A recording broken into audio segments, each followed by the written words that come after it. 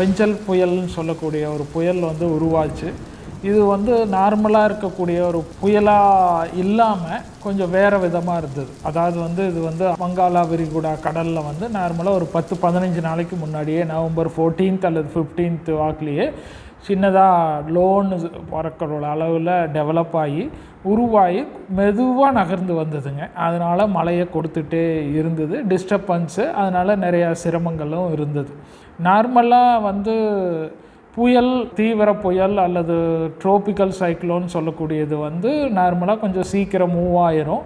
இது மெதுவாக மூவ் ஆகி புதுச்சேரிக்கு பக்கத்தில் வந்து கடக்கும்போது நார்மலாக அது வந்து இருக்கக்கூடிய அளவில் தான் டேமேஜ் இருந்துச்சு. பட்டு அது என்ன ஆச்சுன்னா அது தீவிரம் நார்மலாக வந்து புயல் வந்து கடந்துருச்சுன்னா அது வந்து வீரியத்தை உடனே இழக்கும். சைக்ளோன் வந்து ஏன் கடலில் வந்து ரொம்ப தீவிரமாக இருக்குது, நிலத்துக்கு வந்த வரவோ தீவிரம் குறைஞ்சிருது அப்படின்னு பார்க்கும்போது மெயினாக இதுக்கு எனர்ஜி வந்து கிடைக்கக்கூடியது வந்து அந்த எவாப்போரேஷன் நடக்கும்போது, அதாவது ஆவியாதல் நடக்கும்போது அதில் கிடைக்கக்கூடிய எனர்ஜி கன்வெர்ட் ஆகி கிடைக்கும். பட்டு நிலத்துக்கு வந்த உடனே அது வந்து அந்த ஆவியாதல் குறைஞ்சிறதுனால நார்மலாக அது வந்து அதனோட தீவிரத்தன்மையை குறைச்சிக்கும். பட் இதில் வந்து கொஞ்ச நாள் எப்படி கடலில் மூவ் ஆச்சோ அதே மாதிரி தான் லேண்ட்லேயும் மூவ் ஆச்சு. அப்போ அதனால் என்ன மெதுவாக மூவ் ஆச்சு. அந்த மெதுவாக மூவ் ஆனதுனால வந்து கொஞ்சம் மழையை தொடர்ந்து கொடுத்துட்டு இருந்ததுனால அங்கே வந்து டேமேஜ் அதிகமாக இருந்தது.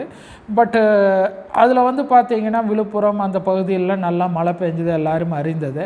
அந்த சூழ்நிலைகளில் கொஞ்சம் அதனோட வீரியம் வந்து ரொம்ப குறையாமல் கொஞ்ச நேரம் இருந்துச்சு. அதுக்கப்புறம் அந்த திருவண்ணாமலையிலையும் ஒரு நிலச்சரிவு உண்டாச்சு, இது தெரிஞ்சது. அதுக்கப்புறம் அது வந்து மெதுவாக நகர்ந்து, ஆனால் அதுக்கப்புறம் வந்து பார்த்திங்கன்னா வலுவிழந்து நம்மளுக்கு வந்து அது கோயம்புத்தூர் அல்லது கொங்கு மண்டலம் இந்த ரீஜனுக்கு வரும்போது அது வந்து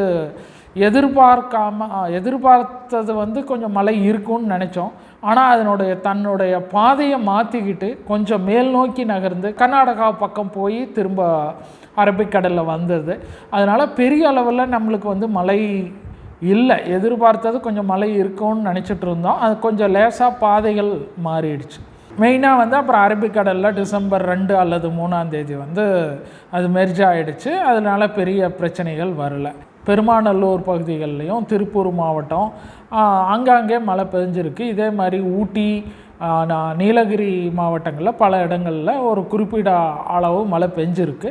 இருந்தாலும் நாம் எதிர்பார்த்த அளவுக்கு மழை கிடைக்காததுக்கு வந்து அதனோட பாதை மாற்றி தீவிரம் அதுக்கப்புறம் குறைஞ்சிட்டது. இது போக பார்த்திங்கன்னா நிலச்சரிவு வந்து தொடர்ந்து நார்மலாக இப்போ வந்து காலநிலை மாற்றம் தான் மிகப்பெரிய ஒரு காரணமாக சொல்லலாம். ஒவ்வொரு டிகிரி டெம்பரேச்சர் காற்றினுடைய வெப்பநிலை அதிகரிக்கும்போது 7% வாட்டர் வேப்பர்னு சொல்லக்கூடிய ஈரப்பதத்தை கொள்ளும் திறன் அதிகரிக்கிறதா சொல்கிறாங்க. அதனால் என்ன ஆகும்னா மழை தீவிர நிகழ்வுகள் வந்து நடக்கக்கூடிய வாய்ப்புகள் இருந்துகிட்டே இருக்குது. அதனால் நிலச்சரிவுகள் வந்து வாய்ப்புகள் இருக்குது.